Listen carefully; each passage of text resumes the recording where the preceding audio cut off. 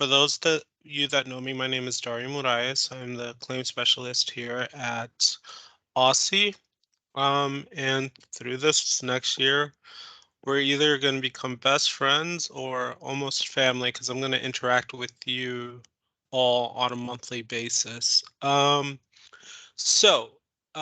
get things kicked off, I kind of want to give a brief overview about um, kind of what's going to happen in the next couple of months. And some of you may or may not know that we're transitioning claims into a digital system. Just right off the bat, this is not that training. That's going to happen later in the year. Um, and well, before I get into all of that, let me just encourage everyone. If you have questions throughout the meeting, please use the chat feature, and every so often I will take a pause to answer any questions I see in the chat feature. Anyhow, so the way claims is going to look this year, we are going to transition into having claims be input in Orchard, okay? Hopefully everyone is familiar with Orchard and has been using it, but don't worry because right now the internal team is developing a training to help you all out through that process, and we're hoping to really simplify things. However, if you've ever worked with any IT project, you know that delays or unforeseen circumstances are just par for course for any IT project. So while we wanted to kick off this year with claims in Orchard, unfortunately, we were unable to do so.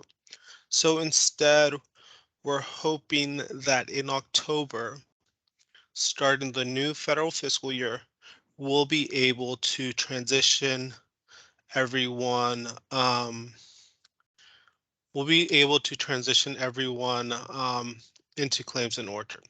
So what we're doing today is a very abbreviated version of the claims training. I want to teach you guys how to use the books because for those of you who were doing these claims, what is it, 3 years ago now that we were actually in the NSLP program? You know, there may have been a lot of learning loss between now and 3 years ago when the pandemic first started. Okay, so let's get things kicked off. So here's a brief agenda, but it's mostly going to be me going through the claim workbooks and highlighting things I'm expecting to see, okay? Okay, so here you're going to see a full listing of rates for this year. Everyone at the start of the school year is going to transition into the NSLP program, okay? No one really should be submitting any SSO claims. The only caveat is if your school shuts down due to COVID, you can use the SSO program, but SSO is going to be on a very limited basis. Now, the other thing is that, and when that does happen, you'll have to reach out to me because now your SSO rate is going to be the same as your NSLP rate. So whatever you're getting in terms of that free meal category, that's going to be your SSO reimbursement. So for breakfast, that means if you're on severe need breakfast, that free severe need price point is what you're going to be receiving for your SSO breakfast reimbursement. That also applies to lunch. So if you only get the standard rate for lunch, you're only going to get the standard rate for any SSO lunch that you serve. But also, that also means that if you get 2 cents or 8 cents, you'll also get that as far as your SSO lunch is concerned. And then the reimbursement for SSO snack will be that. So it's really tiny on my screen. I think it says $1.08. Hopefully it says $1.08 for your snack. All right, I'm gonna stop briefly. Are there any questions about um, SSO rates and NSLP rates for this year? Give everybody a minute. Nope. Everyone good? Okay. Let's keep going. So the other thing that I'll briefly touch upon, because there's a whole articulate training. Um, yes. I'm good. Just in the webinar, so you hear stuff. Oh, What's up? I'm in the guys, please webinar, so mute you your might be. lines. Thank you. I'm gonna mute it all. Okay. Okay. So as I was saying, for the Healthy Schools Act, you guys also know that it's part of the reimbursement process. You get a certain quantity per meal. Um, Great. Sorry, someone keeps taking control of my screen. Nigel, is there any way to stop that? Hey, yes, there is, but there is a way to do it, but we're not going to be able to do it right now, Okay. because I would have to end the meeting to do that. Um, so, folks, if you are clicking the Present Now button at the top of the presentation, please do not click that button. That takes control away from Dario and gives you the control, and then we might be able to see all of your emails. So just be mindful of that button. Yep. Sorry about that, guys. One sec. Okay. So as I was saying with the DC, with Healthy Schools Act, if you guys want more information about it, oh, sorry. The thing I was saying is that with submitting a claim for reimbursement, there are two forms that you're going to have to fill out. One, and we'll go into this, is the actual NSLP claim form, and the second one is the Healthy Schools Act claim form. Now, I won't go through like all the reimbursements for that, but just know that it is local money. It's a local match that we use to support the program. So for more information about that and to kind of do a deep dive into the Healthy Schools Act, I've included a link to an articulate training that we developed in the past. And feel free to go in and have a look. And, if you're bored at home on a Saturday night and want to know more about the Healthy Schools Act, I would definitely check out the training. And, have your favorite drink and learn about all about the Healthy Schools Act. Okay.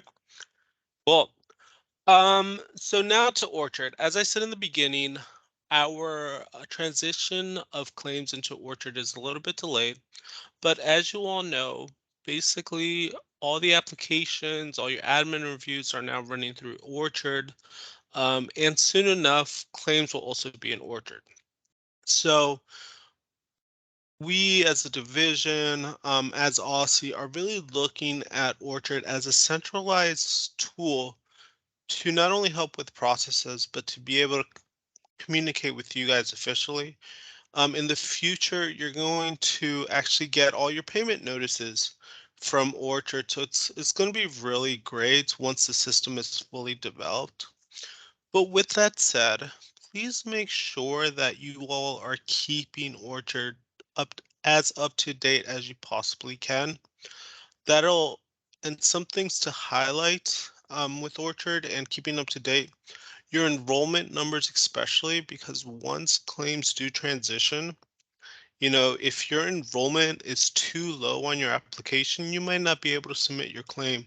But again, I'm not going to delve too deeply into that because there's going to be an entire training on that process.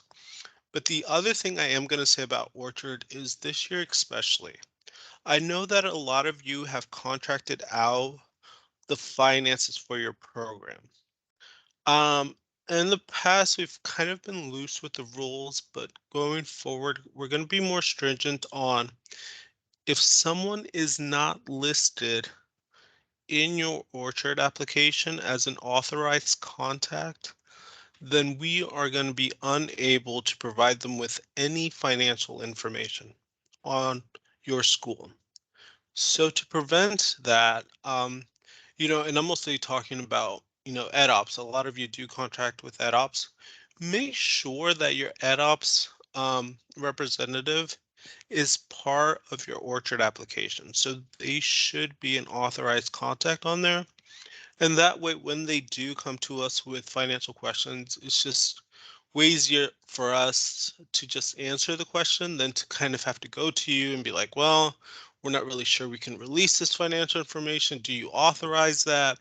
And so it's just an unnecessary and complicated process that we'd rather just streamline and have you all list whoever contracts out with your finances or admin stuff and have them be an authorized contact in order. Okay. I'm gonna pause there. Are there any questions about that? No? Okay. Sorry, 1 second. I want to do something really quickly. Um, okay. So again, this is just a little bit more information on Orchard. If any of you all or any of your new people in the future need Orchard login, the request form is attached here, and you will be receiving this PowerPoint via the email that Nigel's going to send out after the training. So just go in here, click the link, and you'll be able to set up Orchard login for yourself or whoever needs it. Okay. I'm gonna skip this for now. Okay. So 1 second, guys. I'm going to pull up another screen.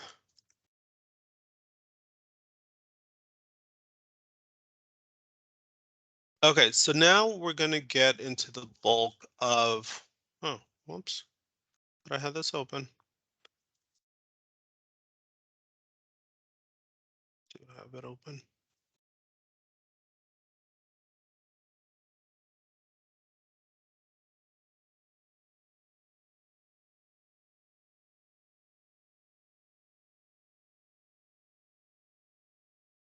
Okay, so now we're going to get into the bulk of the training. Now, the main difference between NSLP claims and SSO claims is you're going to have to provide edit checks. With SSO, we didn't ask for any supporting documentation. Of course, you always had to keep it on file, and you will have to continue to keep any edit checks for SSO. Oh, okay, that's nice. Cool. My computer's not letting me open documents from our file share. That's awesome.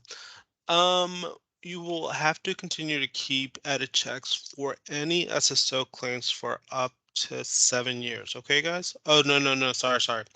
It's I'm thinking IRS right now. It's 3 years plus the current year. So once this once this year finished, make sure that for the past 3 years you keep your edit checks for the SSO program just in case there's ever an audit of your program. We don't really foresee any of that, but anyhow, it is a regulation that we all have to follow. Um, so with edit checks, let me just say, because it has been some time since we've done the NSLP program. I know a lot of you have digital point of service documents. That's how you take point of service, you usually get printouts. So what I'm going to tell everybody is, in order to ensure, well, you have an option. You can use the edit checks I've provided in this document, or you can use your own edit checks. And what I mean by that is if you have something like a Power School, and I'm forgetting the other ones right now, but any digital form of tracking your POS, then what I want you to do is between now and before you turn in your first claim, your NSLP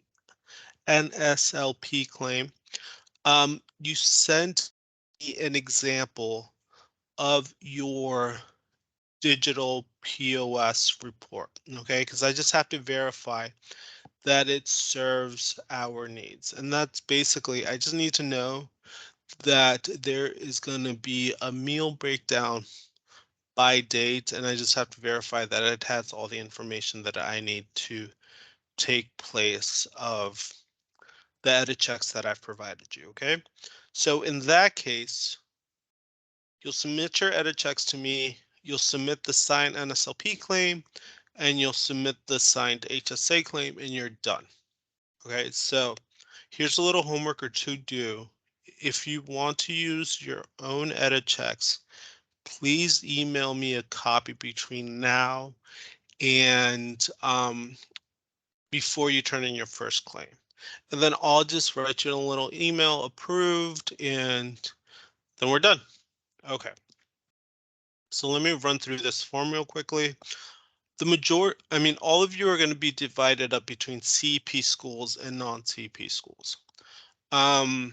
This top half right here is pretty much exactly like SSO. And I'm just going to run through this quickly because there's a lot of people here that have never done this before, but let's say you're doing it for September. And all of you should remember that when filling out a claim in September, if you have less than 10 or less operating days in August, you can file what's called a combined claim, okay? So I'm going to take my 10 or less days from August, and I'm going to combine them with September, and I only have to turn in one claim for the months of August and September. If you have 11 days in August, then you're going to have to turn in a standalone August claim and a standalone September claim. Now here's where it gets a little bit tricky. Some of you may actually have more than 10 days in August. Some of you may have done some sort of summer programming in August, and then you started your school year in late August. Okay, so this is where it gets tricky. So in August, let's say that first week, you ran your summer programming, you have 5 days from that first week, and then let's say at the end of August, you started your school year, you have 6 days from the end of August, okay? That actually doesn't count as 11 days, and here's why. In that first part of August, you may have been running the SSO program, okay? And if your summer programming enabled you to claim against the SSO program, then you would take that first week of August and combine it with July if you wanted to. Because most likely July you did SSO, that first week of August you did SSO. Since it's less than 10 days in August, then you can just combine all of that into July. And then that later part of August where you actually started your school year, you would take those days and you would combine it with your September claim under NSLP. The only reason you could do that is because there were two different programs and two different claiming rates. Otherwise, you would have to file a standalone August claim if it was the same program for August. Now, let me just say that this has been a little bit tricky because also I know some of you filed July, August SSO claims, and you should have received an email from me double checking whether it was summer school or not. And the reason I asked all of you that was because if it's summer school and it's not an open site or an open restricted site, then summer school, you basically can't run SSO. You can't claim against SSO if it's a summer school and it's not an open or an open restricted site. So some of you have actually had to revise that July claim and use the NSLP program. So if you got an email from me, make sure that you respond and also make sure that you're using the correct program. And then guys, we have 10 days left of September.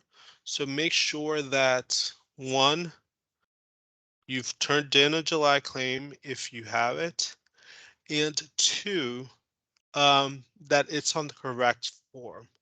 Now I'm paying a lot of attention to which form you're going to use because we actually do have to get it filed on the correct form. So just double check those. Everyone here, just double check those two things for me. Now I will say that if you do a July-August combined claim, then the due date for the combined claim goes with whatever whole month you've combined it with. So for that scenario where you've combined the first week of August into July, the due date for that is actually September 30th and not the August due date of October 31st, okay? So if you're going to combine some days with August into July, the due date is September 30th.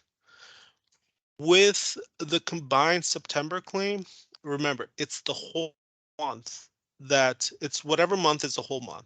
So in that case, if you combine August with September, the due date is November 29th and the final due date, and not October 31st. Again, so if you're going to combine August with September, the due date is November 29th. So let me just quickly double check if anyone's asking any questions about any of that, or let me take a, okay.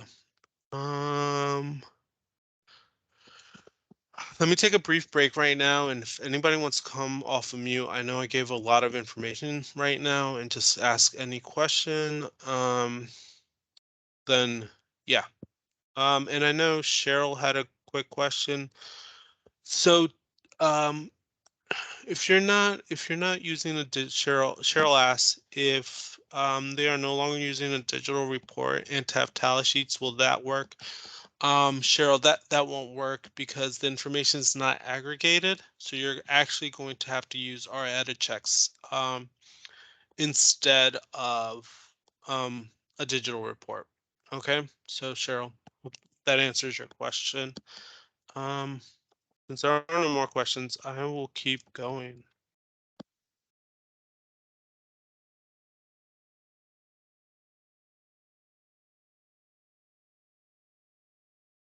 Okay. Okay. So,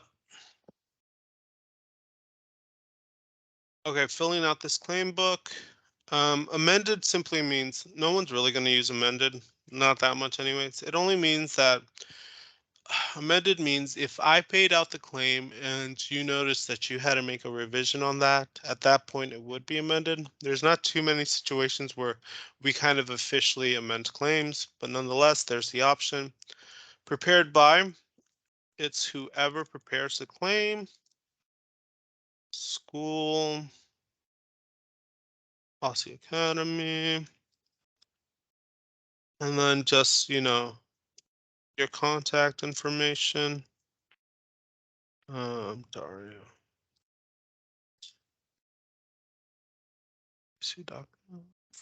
And then, guys, I don't know why I haven't taken off the fax number.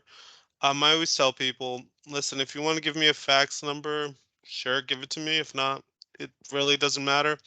Don't ever send me a fax, however, because I have no idea where the fax machine is, or even if we have a fax machine, I'm not 100% sure about that. So don't ever send Dario a fax because it will not get to him. Now filling out this information below under the lunch tab, for most of you, the number of schools participating be 1. Some of you may have 8 sites, however many schools participated in that program. Now, most likely, number of participating schools will be the same, but sometimes maybe a school didn't participate in breakfast, for example. then you would take that school off the count. Let's just say in the scenario they did. The difference between these two is when you finalize your application and you get that approval letter, you'll basically know whether you're going to claim for breakfast or severe need breakfast. Now, the difference between both is the claim reimbursement for severe need breakfast is much higher. Well, not much higher, but it's higher. Um, and it's basically based on your FRP percentage. So let's say for this school, they did qualify for severe needs, so I'd fill out that there. And then Aussie Academy, sorry about that, guys, does provide snacks, so we'll do that. Now, number of serving days is specific to the meal type. For some of you, let's say you had an early dismissal, so you didn't serve lunch and snack during that early dismissal. So we'll put it at 8:17.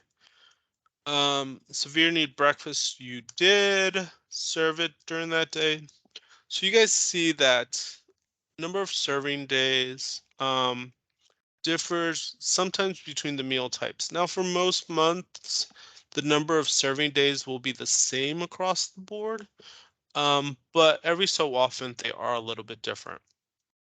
Enrollment. Now, enrollment, especially at the beginning of the year, is going to change. I mean, for some schools, it changes every month, right? Because there's still you're still in a period where students are transitioning and things like that. So make sure that you do provide an accurate enrollment, because it does impact the numbers.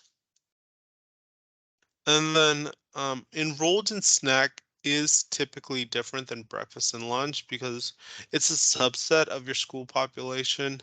Um, so a lot of times what we see is that schools have a certain activity with snack, um, like a homework club or things like that, and the entire school population isn't enrolled in that homework club per se. So you fill that out, let's say 100 kids. Then I'm doing non-CEP. So that means that I'm going to base this off the status of the student and whether they're free, reduced, or paid. So for Aussie Academy, let's say 100 are free, and then 50 are paid. Okay, and then total monthly attendance. And this is where sometimes people get error messages because um, the workbook itself will make the determination of whether your numbers actually make sense or not. So, I mean, and I wish I did my math a little bit easier, but at 323 times 17, if I put 5,000, oh, actually that works. If I put 10,000, it'll give me an error. I hope everyone saw that. Um, Basically, the book is telling you, and this is based off the lunch numbers, that my enrollment is 323 times 17. That's less than 10,000 students that could have attended school. Okay, so we'll put that 5,000 number back and everything should be good. So it's telling me that my average daily attendance was about 278. So you see how that makes sense. Like the 278 is less than the 323 enrolled. And then this average daily participation right now is zeroed out because I haven't put any meal numbers in. So typically we fill those numbers out first, get them out of the way, and then we go here. Um, the site name for you single sites out there, you know, it's not that critical, but you can fill it out. Free, what did we say? 100, 50, and I don't know. 323 minus 150 is 173. I used to be way better at math in my head. Sign that I am getting much older. Okay. So here these are the edit checks, guys, and this is the main difference between NSLP and SSO. You didn't have to fill these out in the past, and now you do. But again, if you have a digital report, I'm more than happy to use that instead of our edit checks, and it'll make things faster for you. But make sure you get it approved before you fill out your first claim. Okay, so I'm doing a September. That is wrong. 9/1. Okay, and how many days did I say? 18, right? Okay. And then so make up some numbers here. Let's start at 80. Hopefully that'll make sense. Oh, okay, that's fine. 45.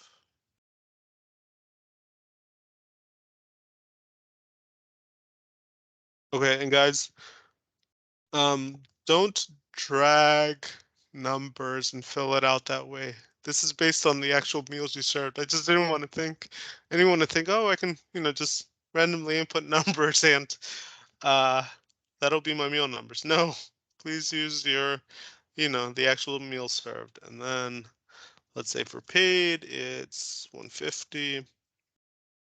This is just an example. I want to officially put out that disclaimer for any future watchers of this training.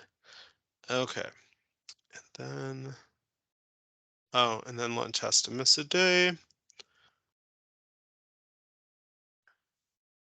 So remember how I said that one day we didn't serve lunch?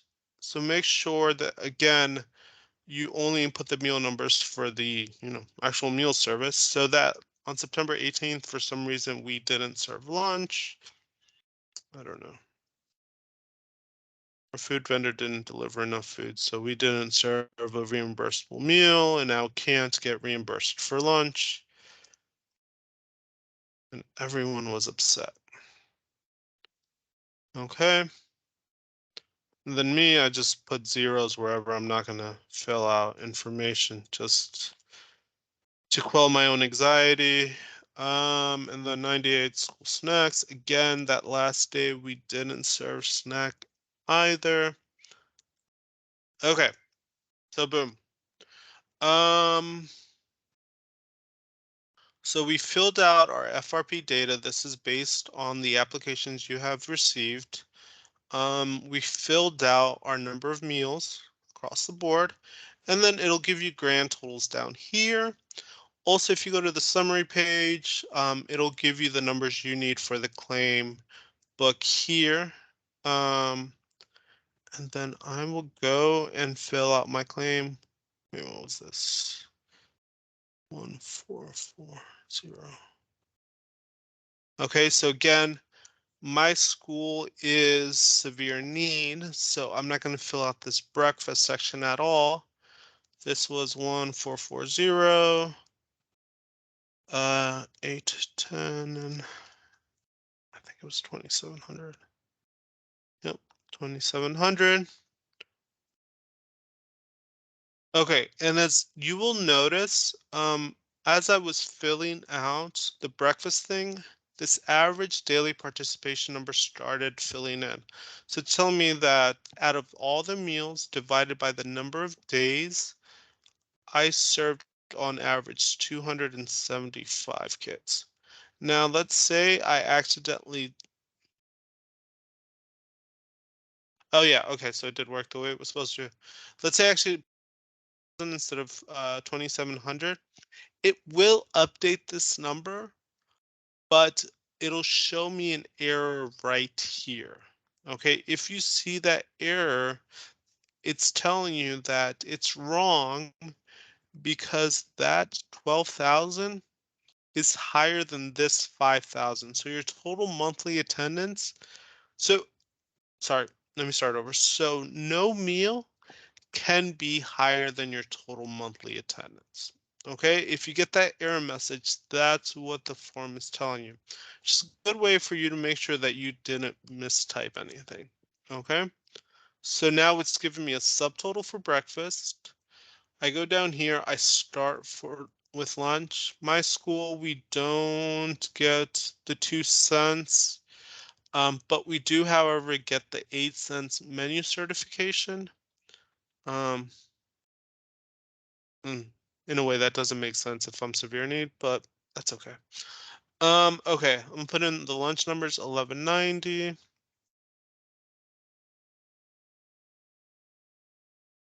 680. 2125.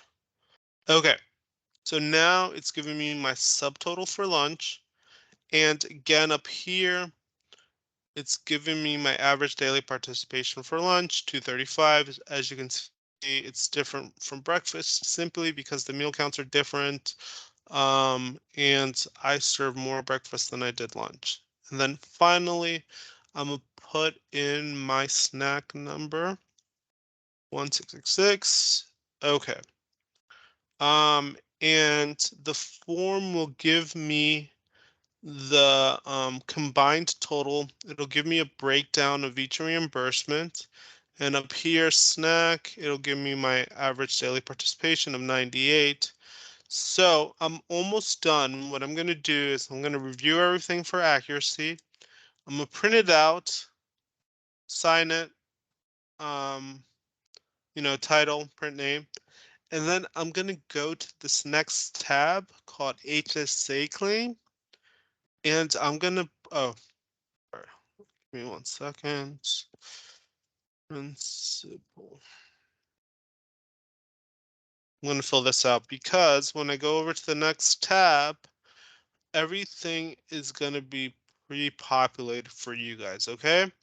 So once I've entered all those numbers in that first tab, I come over here, review that this has all been populated.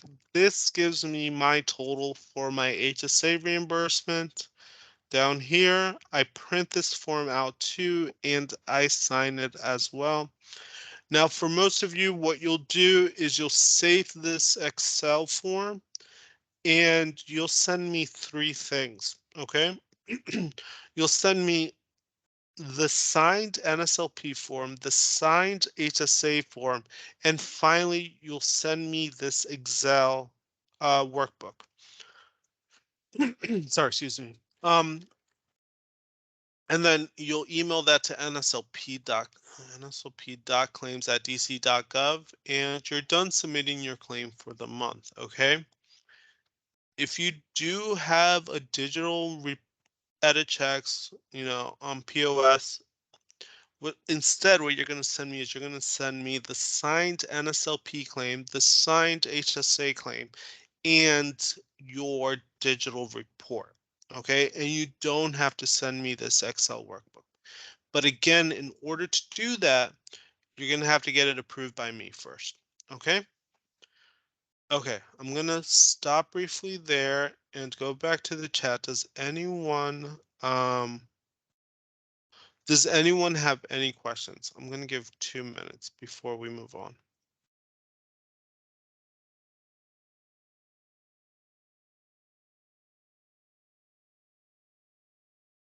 Hey, Dario, I'm just going to jump in. We had one raised hand while you were presenting, but I don't see it raised now. If you are the individual that had your hand raised, if you want to come off mute and ask your question, now would be a great time. Or if you did that on accident, then thanks for lowering your hand.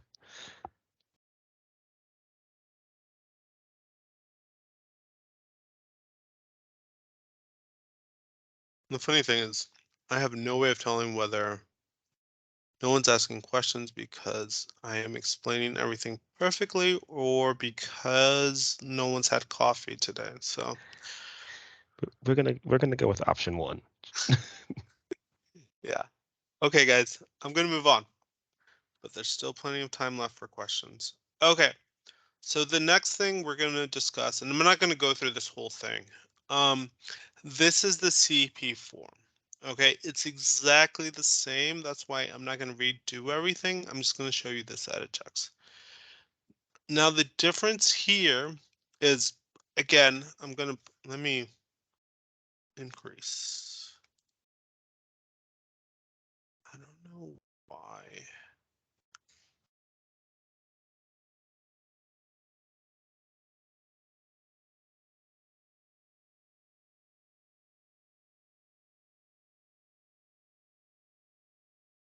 One second, guys.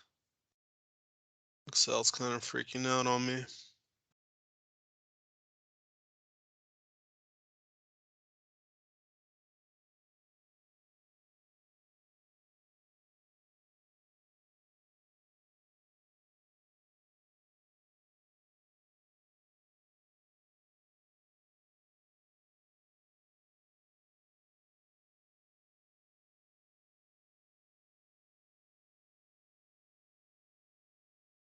Okay.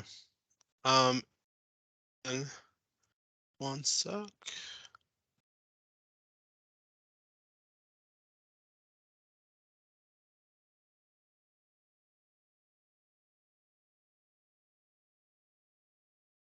Okay. So the big difference here with this edit checks is, and again, the first page was pretty much the same. The first two pages are pretty much the same. There's one difference here. Okay, and that's approved CEP percentage. Okay, this will be found in your Orchard application approval letter. And it's whatever CEP rate you suggested. So for Aussie Academy, CEP rate was 78, and you have to use both numbers. So make sure you use both numbers. So it's 4 digits for your CP rate. And then to make this easier on myself this time, I'll put 1,000. And so it gives me the breakdown between number of free students and number of paid students. And then I'm gonna go in and put in my numbers again.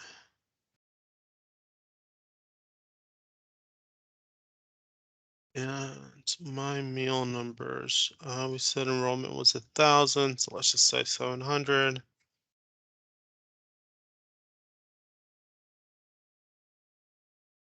And then let's put 800 here.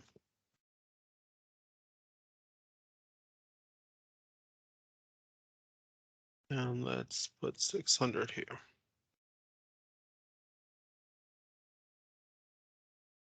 Okay. So once I've listed out all my meals and broken them down by days, so 9-1, I served 700 breakfast, 800 lunch, and 600 snack. The form itself will come in and provide the breakdown for me based on my approved CEP percentage.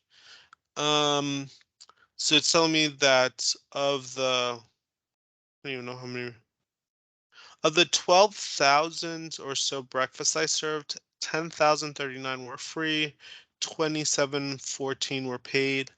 And one thing I forgot to mention with the other workbook is that all snacks in DC are free. Okay, so you won't actually see the option for reduced and paid snacks. And that's why there is no free and paid snack here, even though my CP percentage is only 78.72. That's why all the snacks in this scenario are going to be free. But my lunch did break down as well. And the summary page, and while it seems kind of silly to have a summary page if the other breakdown was on the other page, we do this because basically if you're a multi-site SFA, you're going to fill out the same forms, but the difference is you're going to have multiple tabs for your edit checks based on the number of schools you have, so that if you do have 3 schools, you're going to have 3 tabs of edit checks. And then this summary page will bring all those numbers to here, and it'll be easy to fill out the form. And you run through the same process that I described. And you finish filling it out, and then you sign both claims and you send them to me. Um, Now, just a quick tip. A lot of this information can be pre-filled out, right? This contact information, you don't have to fill it out the whole time. On your edit checks, you can fill out this information and you can fill out your CP percentage. And so what we always suggest doing is save save a claim book. Save your claim book and under template or however else you want to designate it and pre-fill out all the information you can pre-fill out. And then open it each month. And after you filled it out, name it something new. So like I have my claim workbook template, and then I have my claim workbook September that, I'll fill out on September when, I started working on that claim. And we ask you to do this because a lot of times people will go in here and just start deleting things, and sometimes they're not careful and they'll just like do something like this. It won't let you do that, but like the more times you actually go in and hit delete, it starts like breaking down my formulas, which is fine, and I'll probably catch it if you turn it in. But in order to prevent that, just like have a template workbook, and then each corresponding month you just open it up, um, and you have a fresh one waiting for you. Okay. Okay, so I'm going to go back in to the PowerPoint now.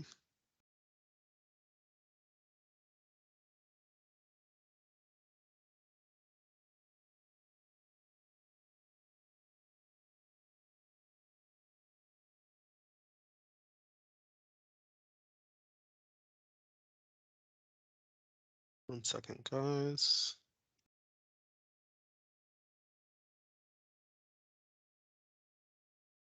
Okay, so we've basically gone in and talked. And by the way, I have that um, SSO slide just to say that um, again, SSO is going to be available on a very limited basis, and you're still going to have to follow the same process. You can claim 2 meals under SSO, and then you can claim 1 meal under NSLP. So like if you do breakfast, lunch, and snack, you guys know that even if you do claim SSO, that you're going to have to claim snack under NSLP. So that's just a quick reminder about that. And then just wanted to highlight some common data errors. Usually we see typing errors, data entered in the incorrect fields.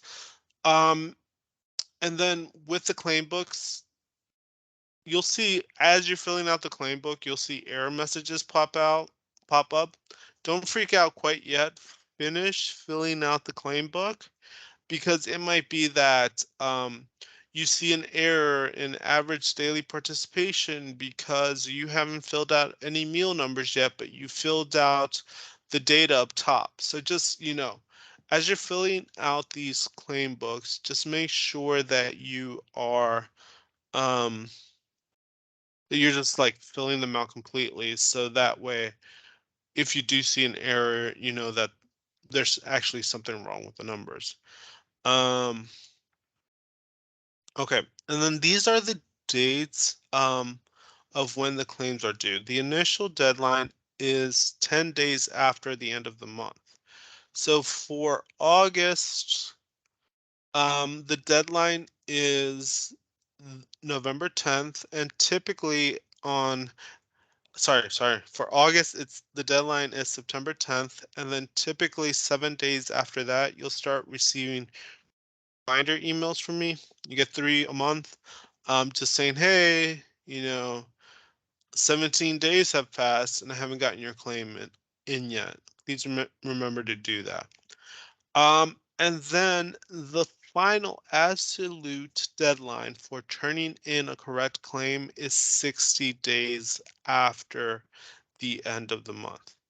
Now, here's where I say, please make sure that you are turning your claims in well ahead of that date, because you guys get one exemption every 3 years. Um, and so let's say you miss September 60-day deadline, you take your exemption, then you miss October's. Well, at that point, we have no vehicle in which to pay you from, because USDA only allows us to give out one exemption per school per 3 years. So make sure that you are turning in these claims well ahead of that deadline, and because you want to save your exemption for, an emergency. Okay. So again, this is just a reminder of everything I need and where to submit the claims to. Um, and then just really quickly, that I just need to approve your digital reports if you want to use them instead of our own edit checks. Authorized signatures, I kind of said something about this in the beginning.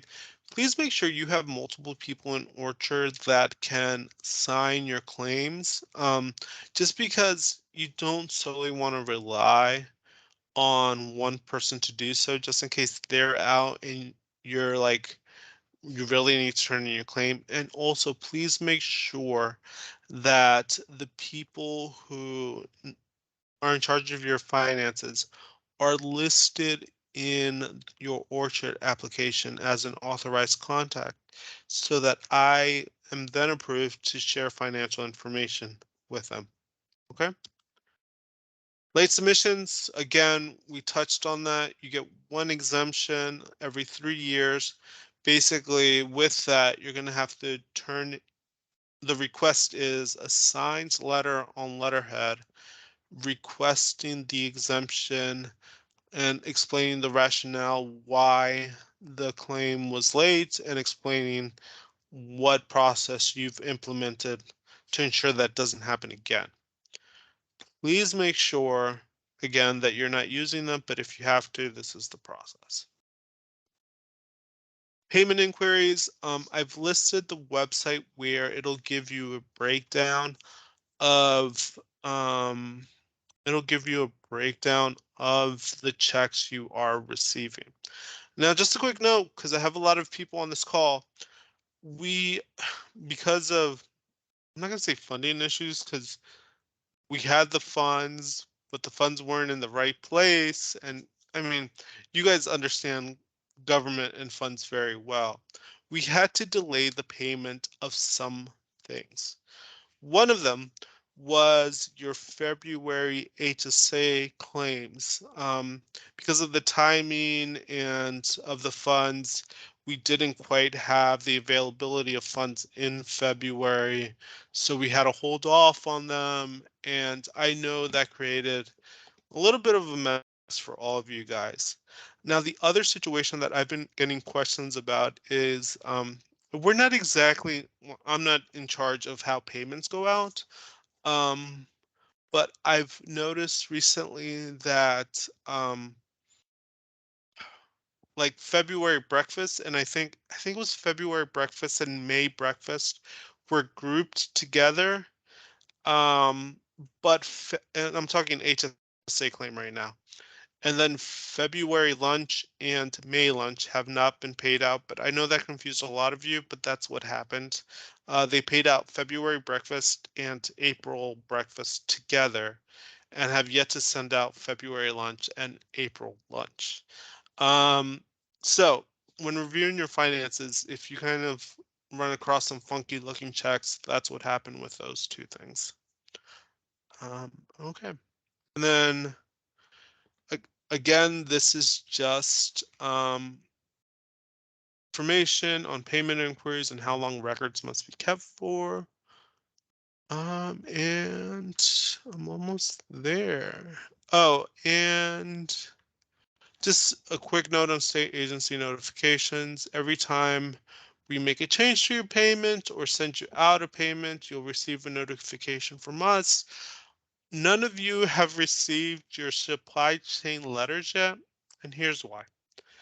I haven't sent you out a payment notification because I'm hoping to get away with sending just one, because we received a second pot of money and your schools will be getting an additional supply chain assistance quantity. So once that process is completed, you're going to get one letter from me detailing out both supply chain assistance um, amounts. And so that basically means you're getting double the money for those funds. Then my contact information, if you have any questions after this training. So guys, it's 11 o'clock and that's pretty much when I wanted to end. I'm gonna leave some space for questions, and to say thank you, for all the hard work you're doing. I know it's been a really challenging start of the year for all of you. And I know that, you know, switching back over to NSLP is going to be kind of difficult, and for some of you, this is entirely a new process. But anyhow, so I am gonna stay on for another 10 or so minutes if anybody wants to talk through anything. Again, I'm available after this training if you guys want to have one-on-one conversations. I see that Nigel dropped the